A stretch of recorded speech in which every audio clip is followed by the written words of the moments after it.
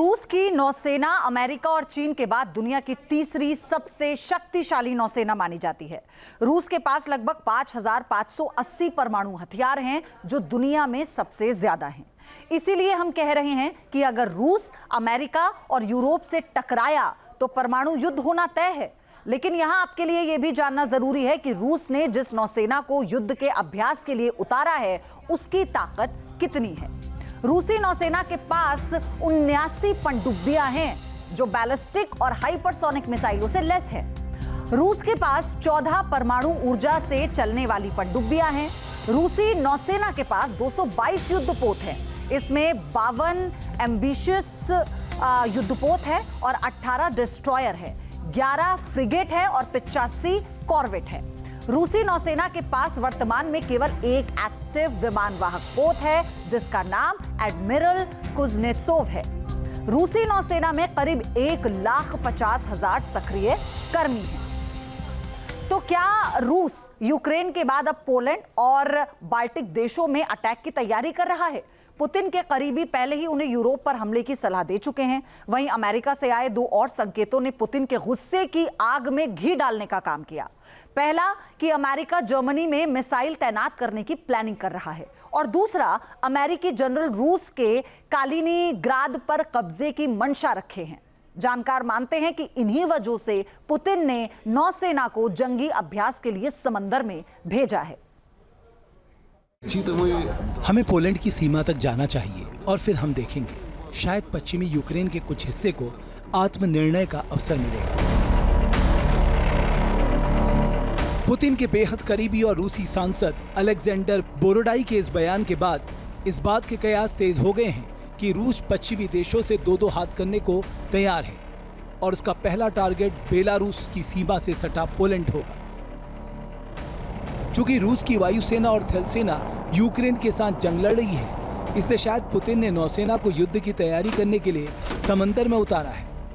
24 फरवरी 2022 से ही यूक्रेन का साथ दे रहे हैं अमेरिका और नाटो के तमाम देश। अब उन तमाम देशों को रूस की शक्ति और पुतिन की सत्ता का एहसास कराने के लिए, सबक सिखाने के लिए रूस ने चुना है SSBN यानी इंटरकॉन्टिनेंटल बैलिस्टिक मिसाइल को ले जाने वाली न्यूक्लियर सबमरीन, जिसका परमाणु सबमरीन का पूरा बेड़ा रूस के पास मौजूद है। और ये सिरदर्द बना हुआ है नाटो के तमाम देशों के लिए सबसे बड़ा खतरा है। रूस ने बाल्टिक सागर में भी युद्धपोत उतार दिए हैं, तो ऐसे में ये भी कहा जा रहा है कि रूस बाल्टिक देशों एस्टोनिया, लताविया, लिथुआनिया के खिलाफ जंग छेड़ सकता है। रूस के पूर्व राष्ट्रपति और नेशनल सिक्योरिटी काउंसिल के डिप्टी चेयरमैन पहले ही पुतिन को यूरोपीय देशों पर हमला करने की सलाह दे चुके हैं। उन्होंने कहा है कि रूस को प्रीएम्प्टिव अप्रोच अपनाते हुए यूरोपीय देशों में पहले बमबारी शुरू कर देनी चाहिए। मेदवेदेव ने दावा किया है कि पश्चिमी देश रूस से नफरत करते हैं और इसलिए वो रूस को खत्म करने की कोशिश कर रहे हैं। मेदवेदेव के बयान को रूस के युद्धाभ्यास से जोड़कर देखा जा रहा है। पूछा जा रहा है कि क्या मेदवेदेव की सलाह मानते हुए पुतिन की सेना ने युद्धाभ्यास शुरू कर दिया है। रूस को भड़काने के लिए यूनाइटेड स्टेट्स ऑफ अमेरिका ने दोहरी चाल चली है। पहला, ब्रिटेन के अंदर 2008 के बाद पहली बार परमाणु बम रखने की तैयारी पूरी हो गई है और परमाणु बमों को पहुंचा दिया गया है। दूसरा, डोनाल्ड ट्रंप ने घोषणा की है कि जर्मनी के अंदर अत्याधुनिक एयर डिफेंस सिस्टम और मिसाइल्स की तैनाती की जाएगी, जिसके बाद रशिया ने भी साफ कर दिया है कि अपनी पश्चिमी बॉर्डर पर ICBM यानी इंटरकॉन्टिनेंटल बैलिस्टिक मिसाइल और हाइपरसोनिक किंजर मिसाइल की तैनाती अब पुतिन करने का फैसला ले सकते हैं।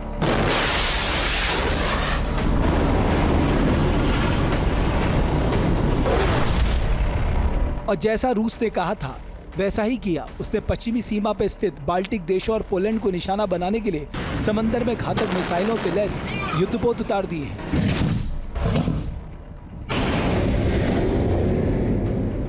वैसे पुतिन इसलिए भी भड़क गए हैं क्योंकि अमेरिका रूस के कालिनिंग्राद पर कब्जे की साजिश रच रहा है।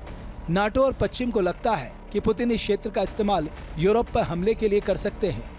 पिछले दिनों अमेरिकी सेना के यूरोप और अफ्रीका के कमांडर जनरल क्रिस्टोफर डेन्यून ने रूस के कलिनिंग्राद पर हमले की बात कही थी। दोनों ने कहा था कि नेटो सेनाएं चाहें तो रूस के कलिनिंग्राद पर कब्जा कर सकती हैं। इस बयान के बाद रूस भड़क गया है। अमेरिका और यूरोप की ओर से बढ़ते खतरे को देखते हुए रूस ने ऐलान कर दिया है कि उसके पास जवाब देने के लिए परमाणु विकल्प मौजूद है। यानी जल्द ही समंदर में महाशक्तियों के बीच महासंग्राम होने की आशंका बढ़ गई है। और ये कितना विनाशक होगा, ये तो आने वाला समय ही बताएगा।